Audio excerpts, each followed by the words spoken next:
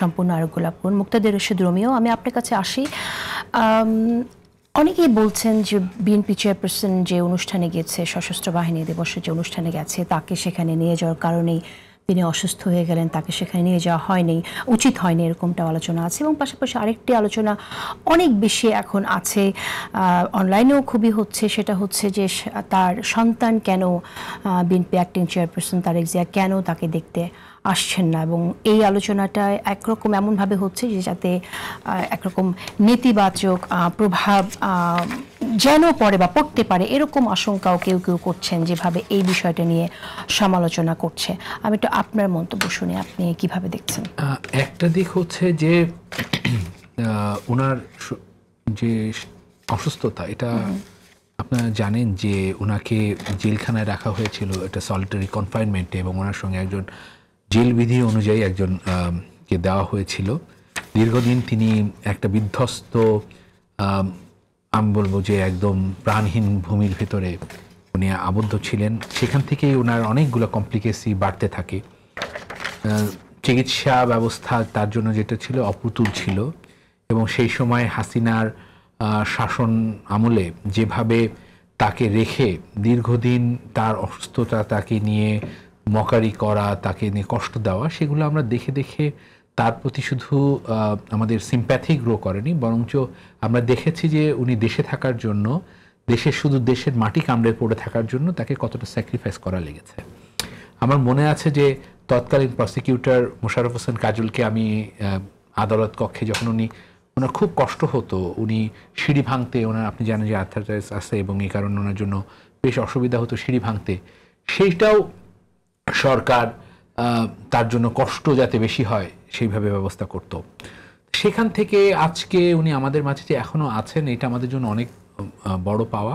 এবং আমার ব্যক্তিগত খুব ইচ্ছা যে উনি বাংলাদেশের এই গণতান্ত্রিক যে উত্তরণের একটা পথ সৃষ্টি হয়েছে, উনি এটা দেখে যান। এবং এটা আমি মনে করি যে বাংলাদেশের আপামর জনগণ এই জিনিসটা চায় যে উনি একটা নির্বাচনের মধ্য দিয়ে একটা বাংলাদেশে ওনার ওই শেষ মুহূর্তটা যেন সেই নির্বাচন পরবর্তী মুহূর্ত হয়, এটা আমাদের কাছে প্রত্যাশা। বাদ বাকি তো আল্লাহর ফয়সালা, আল্লাহ কিভাবে কার কখন রেখেছেন। কিন্তু এইটা নিয়ে একটা দল, একটা ধর্মভিত্তিক দল রাজনীতি করা শুরু করে দিয়েছে। সেখানকার যে খুবই গুরুত্বপূর্ণ একজন ফেসবুক আইনজীবী আছেন, যিনি ফেসবুকে খুব সরব, এই আইনজীবী, উনি দেখলাম যে ওনার জন্য কান্নাকাটি করা শুরু করে দিয়েছেন, ওনার ছেলে কেন আসছে না। দেখেন, মা হিসেবে খালেদা জিয়ার জন্য আপনার আমার চেয়ে অনেক বেশি দরদ তারেক রহমানের। এই দরদ যদি আপনি মনে করেন যে আপনি দেখাচ্ছেন, তাহলে এটা ভেগ হবে। মার সাথে সন্তানের কানেকশন, তার বড় ছেলে তাকে গড়ে তুলেছে যিনি, তার থেকে আপনি বেশি হঠাৎ করে হয়ে গেলেন, খুব আবেগী হয়ে গেলেন, এগুলো হচ্ছে ভণ্ডামি। এবং এটা নিয়ে অনেকে পলিটিক্স করছেন যে এই সুযোগে আপনি আসেন। এটা তো ওইভাবে সুযোগ নাই।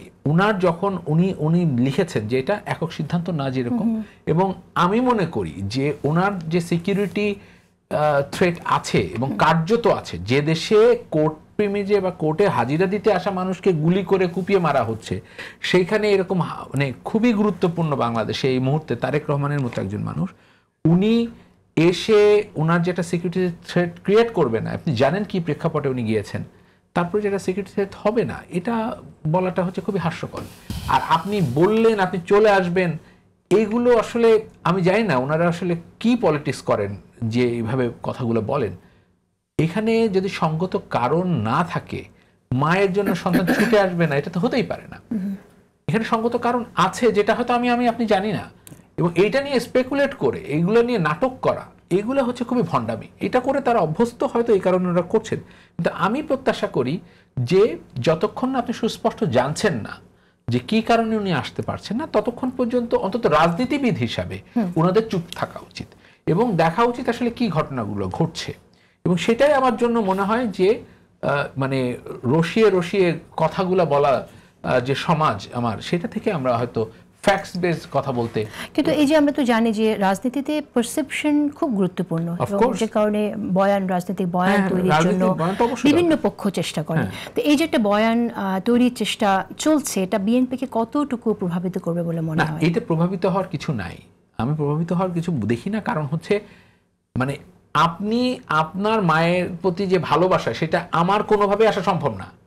আমি হয়তো কানবো যে হ্যাঁ উনি একজন গণতান্ত্রিক নেত্রী ছিলেন, কিন্তু মায়ের জন্য ফিলিংস এটা আপনি যখন উনি লন্ডনে গিয়েছেন, লন্ডন থেকে যেদিন আসছেন সেদিনকার প্রত্যেকটা মুহূর্ত আপনি দেখবেন কতটা বাংলাদেশের সব মানুষ সেটা বসে বসে দেখেছে যে টেলিভিশনে উনি কিভাবে মাকে বিদায় দিচ্ছেন, কিভাবে উনি মাকে রিসিভ করছেন। তো এইগুলো দেখার পরে এই ধরনের কথাবার্তাগুলো বলা হচ্ছে খুবই মানে আমি আপনি তো জানি না যে খালেদা জিয়া নিজে তারেক রহমানকে আসতে নিষেধ করেছেন কিনা। যতক্ষণ পর্যন্ত আপনি তফসিল ঘোষণা করছেন না ততক্ষণ পর্যন্ত আপনি দেশে আসবেন না, এটা তো বলে থাকতে পারে। এবং তফসিল ঘোষণা না হওয়া পর্যন্ত বাংলাদেশে এই মুহূর্তে যে সরকার ব্যবস্থা আছে তার উপরে নিশ্চিত মানে ভরসা রাখা আমি বুদ্ধিমান হিসেবে আমি রাখতে চাই না।